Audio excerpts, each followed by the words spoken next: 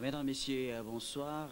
Sans crainte d'être démenti, on est tenté une nouvelle fois de dire qu'on n'est pas sorti de l'auberge tant que le processus de pacification de notre pays, processus en cours, fragile et difficile, reste menacé, comme c'est encore le cas aujourd'hui, à partir de l'Est et précisément du Nord et du Sud Kivu. Bukavu et les environs, vous le savez, sont de nouveau à feu et à sang. Le sang congolais, une nouvelle fois, a coulé et coule encore à Bukavu et dans les environs. On parle, d'après des informations émanant des sources diverses, de la rébellion des dissidents de l'armée, la nouvelle armée en gestation. On parle, on parle également des exactions entre communautés sur place dans les Sud Kivu. Et à l'heure qu'il est, une délégation gouvernementale est partie de Kinshasa, à la tête de laquelle se trouve être le vice-président Azarias Rouberois, pour ne pas le citer, en charge de la sécurité, défense et politique, y compris des députés et des sénateurs et d'autres membres du gouvernement pour tenter de rétablir l'ordre, la sécurité et la quiétude dans la région. Dans l'entretemps, la MONUC, les responsables de la MONUC et à Goma et à Bukavu demandent avec insistance et toute affaire cessante aux autorités gouvernementales à Kinshasa d'assumer leurs responsabilités afin de préserver le processus de paix qui doit aller jusqu'au bout, c'est-à-dire jusqu'à l'organisation des élections générales l'année prochaine, autour de juin 2005.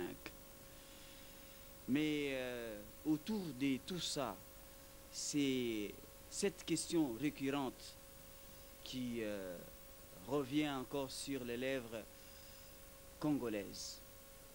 À qui profite à chaque fois des maîtres du désordre comme ça en République démocratique du Congo, de faire couler le sang des Congolais à chaque fois.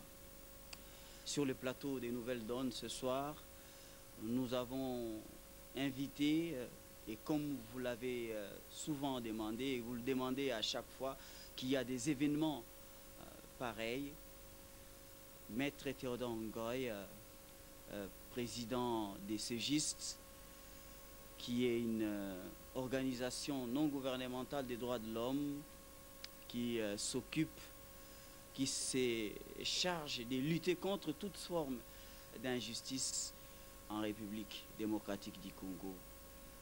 En attendant les conclusions de cette délégation du gouvernement qui est sur place à Goma et dans les heures qui viennent à Bukavu, voici les analyses, les réflexions et les commentaires sur les événements actuels à Bukavu ou de la part du président des Ségistes dans un instant. Le pasteur Todongoy, bonsoir. Bonsoir. Et avec toujours le même plaisir pour les téléspectateurs de Nouvelles Donnes de vous retrouver une nouvelle fois ce soir pour tenter d'éclairer la religion des Congolais à travers vos analyses sur les événements actuels à Bukavu qui menacent sérieusement le processus de paix chez nous. Vous présidez, je le rappelle, c'est juste une organisation des droits de l'homme qui lutte contre toute forme d'injustice, et vous avez des antennes presque partout à travers notre pays, et même sur place à Bukavu et dans les environs. Diverses informations circulent. Quelles sont les informations des dernières heures dont vous disposez? Les informations des dernières heures font état d'une tentative d'éjonction des troupes venues du Rwanda via Goma, en passant par Calais notamment et Katana, pour aller prendre l'aéroport de Kavumu, et d'autres qui traversent carrément la rivière Ruzizi ou les lacs par Siangungu pour justement venir renforcer les troupes rwandaises de Bouzi qui sont acculées par des fils de ces pays à la tête desquels vous en avez, vers Mumba et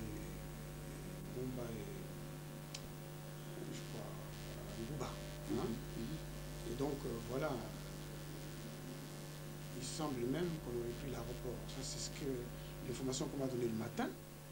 Et depuis quelque temps, je n'arrive plus à joindre nos antennes. Je ne sais pas si on a coupé les voies de communication pour vérifier, pour nous assurer qu'effectivement, il y a une prise de l'aéroport de Kavumu.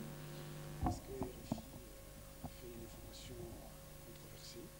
Nous voulions nous en assurer avant de commencer cette émission, mais nous n'avons pas pu joindre nos antennes. Je suppose que les communications doivent être, si pas coupées, mais sinon brouillées pour les besoins de la cause. Alors, pasteur, une nouvelle fois, comme je l'ai dit en introduction de cette émission, les processus fragiles et difficiles, de nouveau sérieusement menacés à l'est, Bukavu et les environs. Vous pouvez tenter de comprendre pourquoi à chaque fois comme ça. Vous allez même pu vous demander pourquoi juste au moment où de nouveaux gouverneurs prêtent serment et les armes crépitent à Bukavu. Vous pourriez vous poser cette question, mais je pense que vous ne devriez pas vous la poser parce que vous êtes un journaliste qui a